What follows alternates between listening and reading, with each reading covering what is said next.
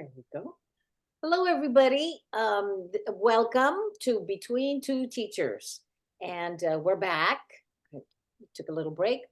Life happens. And we're here now, and we want to bring you the news of education and changes and things that are going on locally as well as statewide and nationally. So yeah, we're very happy to be here. And today is Thursday, May the 30th, 2024. And my name is Consuelo Lara. And my name is Madeline Cronenberg, and this is our episode number 227. So we've been here a while doing this. And I want to also thank you and all for being here. And one of the reasons we've been away is during this time on May 10th, I became a grandma again for the third time. So I'm going to give a shout out to Bridget Pearl, who is going to be a student in West Contra Costa in a few years, but will be 3 weeks old tomorrow. So that's where we've been. But now for our episode today, we'll begin as always with our recognitions. And our first recognition is our labor and body recognition. And this recognition has been drafted by Dr. Rochelle Rogers Ard and been used by the West Contra Costa Unified School District. And here it is. I acknowledge that the burden of environmental exploitation and systemic injustice falls upon the labor of Black and brown bodies in the building of this country and its institutions. I remember that Black and brown people were born and died working this land against their will for generations. I also acknowledge the continued contribution of the labor of survivors over the centuries to today of all immigrant labor, including voluntary, involuntary, trafficked, forced, and undocumented peoples in the building of what we refer to as the United States. And now we follow that recognition with our land acknowledgement, which we've been doing for some time. We pause to acknowledge that we have gathered on the ancestral territory of Huichin, part of the unceded land of the Chochenyo and Karkan-speaking Muwekma Ohlone people. We remember their continued connection to this region and give thanks to them for allowing us to live, work, learn, and pray on their traditional homeland. And we offer our respect to their elders and all Ohlone people of the past and present. And we remind you that as an education focused organization, such as we are, Between Two Teachers, we're interested in making sure you know where the curriculum is to better understand both groups of people. And first of all, there is such a thing as Justice for Muwekma, and that is, if you Google that, you can get to the website where the Muwekma people are struggling still to become nationally recognized as a tribe. So we recommend that you go there and learn how to support them in their effort to become tribally recognized, federally recognized as a tribe. And the curriculum information for them, or for teachers who are interested in having an understanding of the Ohlone people in their curriculum, can be found. One place to find it is on the East Bay Regional Parks District website. That's the East Bay Regional Park District. And they have recognized the curriculum and worked with the Ohlone people to develop a curriculum that you can find if you just Google it once you get to the website. And it's also on our county Office of Education's website, right? Yes, on the Contra Costa County Office of Education website, right on the first page, under About, the office and you just click there and you'll follow the links and it says land acknowledgement. So if you want to know more about how to create one, and they have lots of information there. So yes. And the other place that we suggest that you go for curriculum would be the Zinn Education folks and the folks at Learning for Justice from the Southern Poverty Law Center. Both of them have extraordinary curriculum available to any teachers or any parents or community members who want to see what really is outstanding curriculum can be, so that our children are able to really understand all of the social issues that we face today. And that is why we point you in that direction. Next, I do want to, as always, when I remember, to ask you to like and share and subscribe to our channel if you enjoy it, and let your friends know that we are here on a pretty regular basis. This is episode 227, so we've been here a lot, and we're not going anywhere right now. So I'm going to start with some stories. A national story. First national story is New York City. New York City is the largest school district in the country. And New York City is in the throes of a conversation with its students about how they can, and basically initiated by its students, about how they can have a greater voice in what's happening in their schools. And they're they have a program, a new campaign called Schools by Us for Us, where the students in New York City are asking to have a greater voice by being given more seats on different boards, so that student voice is heard at different levels of conversation around the budget, around curriculum, around social justice and equity issues. So there are a number of different boards that exist in New York, and they're asking that students be added to the boards, or more students be added to boards that already have students, and that they be given equal voting rights, because that's the other part. That's the other part, is if you're going to have the students there and you're going to listen to them, then you have to count their vote. Yeah. Right. So there, and the other thing they're trying to do is get released out of mayor control. In New York City, the mayor controls the school district, and they're trying to get that reversed and being given back to the community.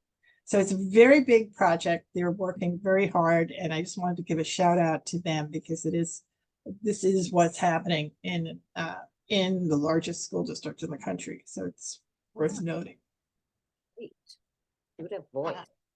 Yeah, it is. It's an important thing.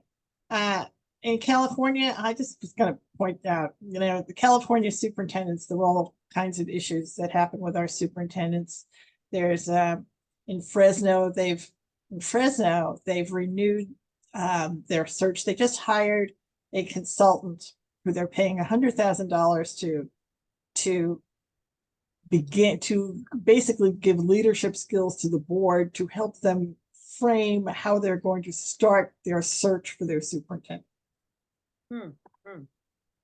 Sometimes it's incredibly complicated looking for superintendents. It can be very easy. Sometimes they rise up from the ranks, and other times it's a very complicated issue. So Fresno is continuing on their journey.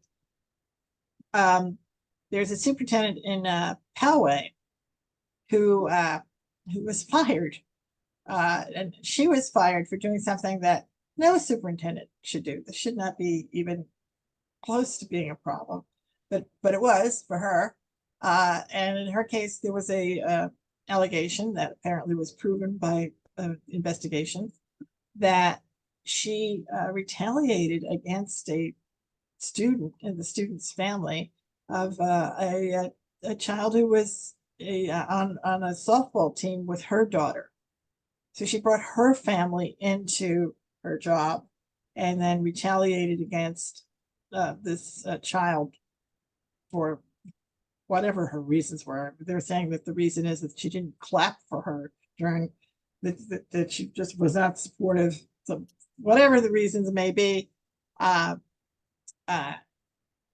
clearly did retaliate because they did a very extensive investigation, and the consequence of that investigation was once it was presented to the board in closed session, in the middle of the meeting, they came out and said, we just fired our superintendent. Yes, there's no. Oh, my goodness. Right, you have to do the investigation because you can't just say he said, she said. So you got to go out and, do 42 interviews and hire the law firm that's going to do it. But then the law firm comes in and presents it. And even though the superintendent's telling you, oh, that never happened. Yeah. Well, apparently it did. Oh, my goodness. Oh, dear. Apparently it did. Yeah, So absolutely. yeah, that was a that's a strange story. So I don't know what will become of her. Anyway, and that's just education has the unique individual stories like that, but also the bigger, broader stories. And the biggest one right now is the budget, and that's going to impact everybody. And CTA has just announced that they have an agreement with Governor Newsom to protect school funding. Not all of it. We're not going to have what we expected totally, but generally speaking, right now there is an agreement with CTA around how we're going to navigate the shortfall in the budget that the state of California is going through today. There's that.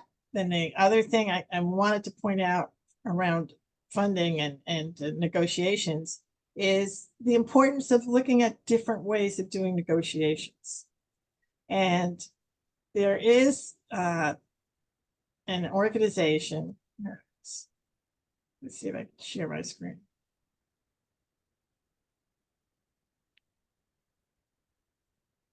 You see that? Wow. Turning tables. That's Turning the tables, participation and power in negotiations, UC Berkeley Labor Center. So this is rethinking how you do negotiations, and also bringing in a larger number of people to be on your team.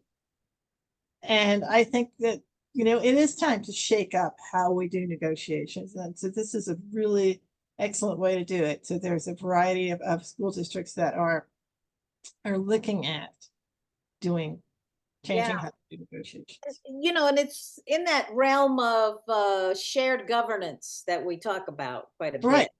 And so it's just a new paradigm, it's a paradigm shift of Right. looking at things and thinking, and it means inclusion. It's what everybody wants. It's That's what inclusion. these students want in New York, right? That's all they want. They just don't want to be left out. Want to be recognized and have it be equitable, So that sounds great. Yeah, I'm excited. So tell us what's happening at the county. Let's get to the county. Okay, well, last night we had a meeting, board meeting, and I just before I want to talk about a charter school, but what this reminded me, I'm trying to get on the board agenda a standing place where the labor unions can speak and address the board. Simple. Doesn't that sound simple? Well, there's so much pushback. No, we can't do it. Nobody else has done it. And, well, we're leaders, aren't we? This is what leadership is. So let's look at new ways of doing it. Let's turn the tables. Let's do things a little differently and listen. But there's a lot of fear there. And there's a lot of people having to give up power. They don't want to, power and control. But I'm not going to stop that fight. It's going to happen soon. So, but that's what that reminds me of. We just want to be at the table where decisions are being made that affect you. So that seems fair to me. Right. Another thing we talked about, this was a big thing. There's a charter school that's has oversight through the county office, and it's called Contra Costa School of Performing Arts. They call it Coco Spa. Been around a few years now, And I visited it. It's a nice school. I think there's around 350 kids there, something like that. And so they've been going into some problems. They've been having financial problems because the enrollment is going down, and they've had academic performance issues as well. So these are red flags for a charter school. Because remember, when these charter schools came around, they're supposed to be above and beyond. They're supposed to do so much better than public schools, and they do things the public schools can't do. Well, yeah, this is pretty average and below average school at this point. So all these, so they get their notices of concern and then they have to fix it. And so what this school decided to do, and their board of directors, of course, and that's another thing we're fighting for, is to be able to appoint people to these board of directors on these charter schools. And this would be a perfect one if they're struggling. Anyway, they've decided to get a bailout from an organization. I guess they were looking around for loans. I mean, this is just like, it's a business. And so they've decided to contract with an organization called SMART. SMART, yeah, this organization that engages with different services that they can provide for charter schools. So this is a charter management organization. SMART Management, limited liability company, and they're located in Dover, Delaware. And so then they're going to come here, and this school is located in Mount Diablo School District, and they're going to bail them out. So we said, okay, well, let's take a look at this contract. And if a contract, if a charter school wants to make a big change of any kind, big change, like they're going to move to another location, or we have an MOU and it states all kinds of different things. They're going to change their focus. They're going to change their mission. They have to go back to the drawing board and rewrite the original petition and bring it to us. And we have to pretend like it's a brand new school. And of course, it's a lot of work, but that's the law. That's what you're supposed to do. So we looked at this contract, and one of the biggest glaring things we saw right away was this organization, this SMART Management company, is for profit. And we recently, there's a law. We cannot have any schools that are managed by for-profit companies. So right there, red light. Also, in going through the contract, so our task last night as the board was to decide, is this something where the petition needs to be totally rewritten? And that's called a material revision. So some of us thought yes, some of us thought no. And but the glaring thing, is this a major change? Well, it says that SMART will develop the education plan. They'll include a plan and will include the vision, its culture, curriculum, assessment programs, instructional strategies, talent and recruitment, management. Oh my goodness, they're going to do everything. The whole school's going to be revamped. It doesn't say, oh, we're going to keep in place all the things that are there. We're going to help them tweak it. No, we're going to revamp it. It's a totally new model. So this is definitely a material revision. There were a couple of other things. The teachers and staff will be at will, which means they can be fired at any time. And there's no contract. If they start unionizing, they probably get fired. They don't even have to give a reason. The biggest thing was, this was amazing, that the school is going to have to pay them 8%. 8%, not only of the ADA that comes in, but 8% of like any grants they get, any revenue that comes into that school, they get 8%. That's a lot of money. That's a lot That's of money. an unusual thing to do with a vendor, right? Because they were trying to say that this is not a charter management organization. Charter management organizations charge percentages off the top, right? That's why that's called out in your charter data book. What percent do they have to send back to the headquarters, right? Yes, But you don't usually have, they're making the case that they're not a charter management organization, but yet they're charging as if they are. so the problem is that the climate, the culture of the of the county office of it, the Contra Costa County Office of Education, I'm making this statement, is very supportive of charter schools. And you don't get too much pushback on those charter schools in oversight. They just think they're great and they promote them and support them any way that they can. And, that's just the superintendent started one, Golden Gate. Um, what else? Oh, she hired somebody to oversee them who actually started that school, Coco Spa. And so it's inundated with bias that charter schools are things we want to continue and make them, we don't want to hold them back. That's what one trustee said. Why do we want to hold them back? Well, why don't we want to evaluate them fairly and justly, and they are not performing the way they're supposed to be? So as far as I'm concerned, this is definitely a for-profit organization, and it needs so anyway, we voted and it was 2-3, and they voted that it's not material revision. So that means that they don't have to go back to the drawing board. They don't have to redo it. They can contract with this management organization. And I don't know if they're going to contract with a for-profit management organization, that's against the law.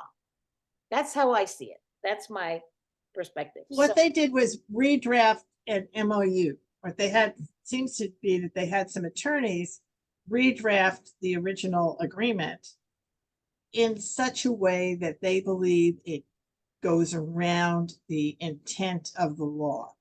And basically, they are still they are doing many of the things. They are doing the things that a charter management organization that they were going to do as a charter management organization.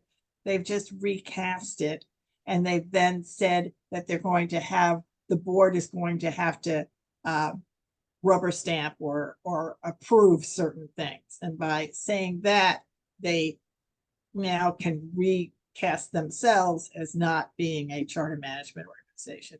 It's an interesting position that they've taken because it allows them to have a contract that can be used in California to change a for-profit charter management organization, which this organization is, into providing services under California law, which requires you to be a nonprofit.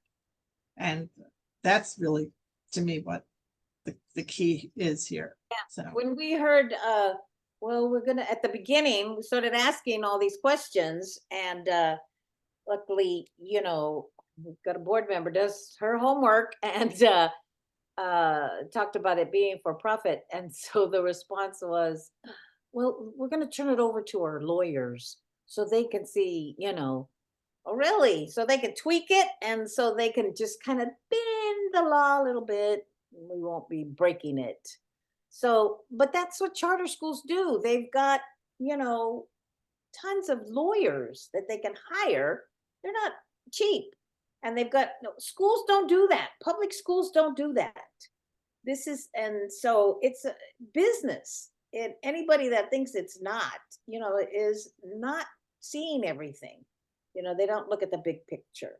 So it's a struggle. I don't know where it's going to go to now because they still have to sign that contract and they have to bring us a budget. So that's going to be very interesting. So it's ongoing. So I know it seems like it drags on and it's very boring, but that's lots of drama. It was drama. There was drama. Drama there.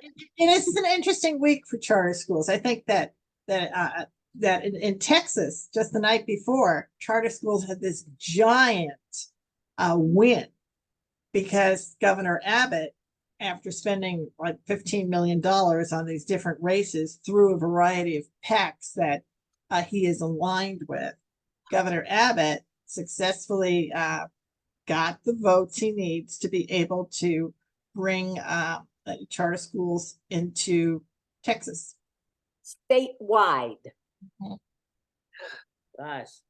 Yeah. Mhm. And Private so, side- but Governor Abbott doesn't, what he's not going to do is increase the education budget. They're just going to transfer it to them. the quality, oh my gosh, there's just so much wrong with that. Oh my That goodness. is where we are in Texas. So you know, we move on with it, but it really is, it's not going away. So if we think that in some ways in California passed some laws that have stopped the march forward of the growth of charter schools because there were very specific restrictions put on them that should have been on them from the beginning but weren't, and so that there was Yeah. that was done in California, but certainly not in other states. Yeah. And there's always people working to change some of those laws so that we're like Texas. So Right, we have to stay Don't- vigilant. don't relax. You No. cannot relax and think everything's cool. No. No. There's In addition, in Texas, the other thing that happened was there in Houston, in particular, Houston, which is the largest school district in Texas, is being run by a person who used to run a charter school network. Yeah. Who is it? Yes, Mr. Miles, of course, appointed by Governor Abbott, right? So this is all the same group. And Mr. Miles, Mike Miles, is being investigated because one of the things Mr. Miles did, and this just shows that the business mindset, is that while he was superintendent now of the public school district, not just a charter school district, he's superintendent of Houston, which is this giant school district, the third largest in the country. He was also continuing his consulting practice in the charter school world. Now that's a real conflict of interest. He didn't think so. So there's conversation about what will happen. There's an investigation now around Mr. Miles's activities there, and he is bringing in a lot of the kinds of strategies that Michelle Rhee had when she was in Washington around teachers evaluations and many things that he feels will be helpful in Houston.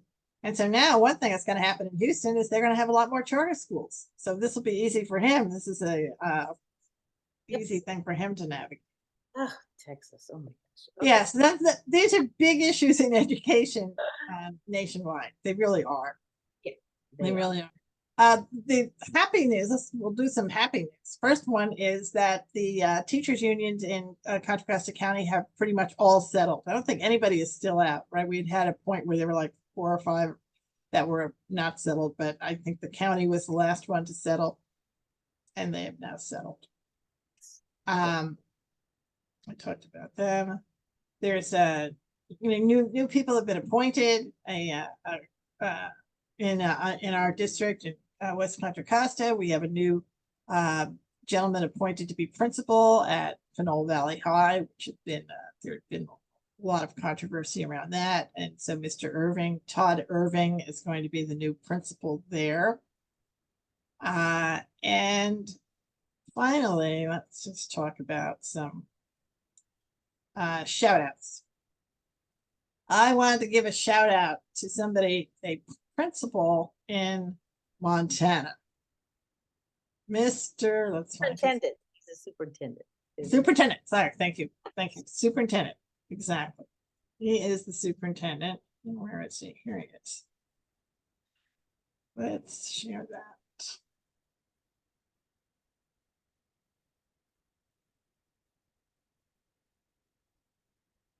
Okay, do we see this? Yes. He solved his teacher shortage by opening a daycare Daycare in Montana. in Montana. Now here is the daycare. And so here they are. Here's Montana, a state with fewer than 8,000 teachers and 1,000 unfilled teaching positions. I mean, that is a phenomenal number, right? It's incredible.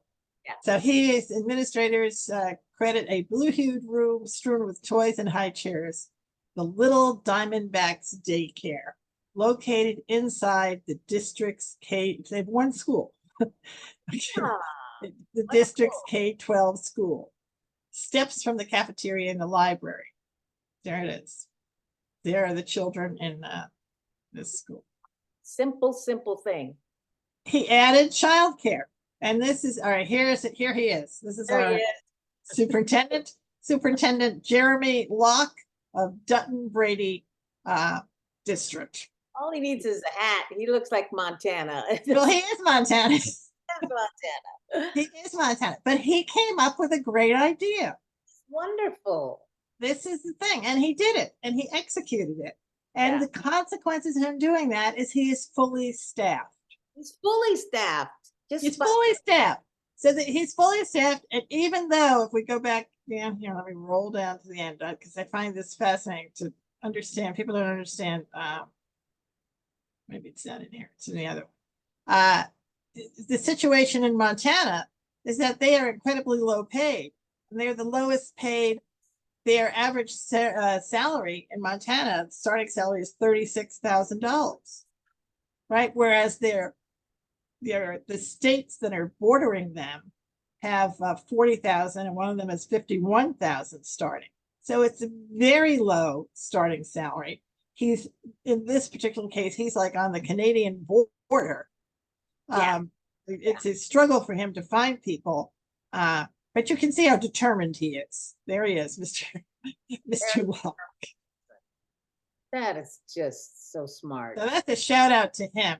Shout and out his- to him. Absolutely. Is hard work. And I also just wanted to end it here by also having us give a shout out to our good friends at CSBA. Oh, Because yes. California School Board Association did something that I hadn't seen done in a long time, and that is they have a document out right now called I'll share this too.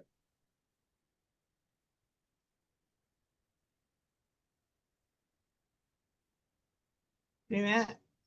Drowning in documentation. Mhm. And that is really where we are, right? California's nearly 1,000 local education agencies serve more than 5.8 million public school students, and they have each new thing that they add may not be a burden, but the cumulative impact draws resources away from critical tasks, and that's all of these mandates that they have to do. They have huge number of things that have to be reported on that are enormously time consuming, and that really it's arbitrary how they set this up. That's the big point now. Yeah. It's too much. It's just too much. It's too much, and the districts lack the time and capacity to be able to put this data together as frequently as the state requires it. So this is a call out to the state of California to rethink to the Department of Education, to Mr. Thurman. Yep. To rethink how they're having it's not like to rethink oversight. You still want to have the oversight and the monitoring, but you have to find a way to do it that is not so burdensome to the districts. Yes. And to the teachers. And to the teachers, exactly, because this documentation is it's crazy. It doesn't make sense. Well, I have another shout out. Okay. I want to shout out to my colleague, trustee Sarah Butler. I mean, she really is, she's my hero and on that board, and she does so much, and I've learned so much from her. She really is a champion for students and for good programs, and she fights. Boy, does she fight. She does not give up, and I have so much respect for her. I totally agree. She is the champion of the week, I think, of of all of the people we've talked about, Trustee Butler is the superstar this week. She Right. is our superstar. She cares about kids and she doesn't give up. She doesn't give up. Bless her. So Sarah, congratulations. You won our Superstar Champion of the Week award. And we will hope that you continue on. Continue on. Do not be discouraged. Even when things don't turn out the way you expect them to the first time, you just have to hang in there. You got us as friends. You got lots of friends. All righty. Absolutely. All right, everybody. Thank you for joining us, and we'll see you next time on Between Two Teachers.